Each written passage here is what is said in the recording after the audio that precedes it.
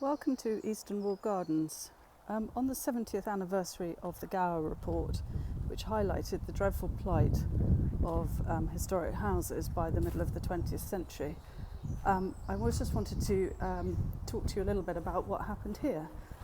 This was originally the front drive of a big house called Easton Hall, and it has been here since at least 1592. There was a medieval manor, and then it became a grand Victorian country house. My husband's family have lived here for over 400 years, so our children are the 14th generation to be brought up here, but there is no house anymore. The house itself was requisitioned twice, once as a convalescent home after the First War, and secondly as a barracks during the Second War, and that was really when the main damage was done. And if you had come here 70 years ago, the front door would have been just here. We've just put a plaque here that shows where the front door was. And looking out over the gardens, I'm going to walk across through where the house was. And this was the Orangery, looking out over the south lawn here.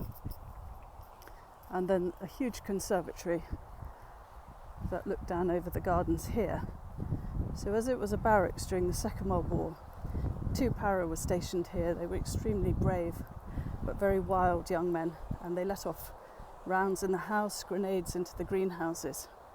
And so my husband's grandfather, Hugh, made the heartbreaking decision for him to pull the house down in 1951, just after the report was published. And thereafter, the entire site fell into rack and ruin for almost exactly 50 years before we decided to try and at least restore the gardens. And we've been working on this ever since. You wouldn't have been able to see this view 20 years ago because it was just covered with sycamores and self-sown ash.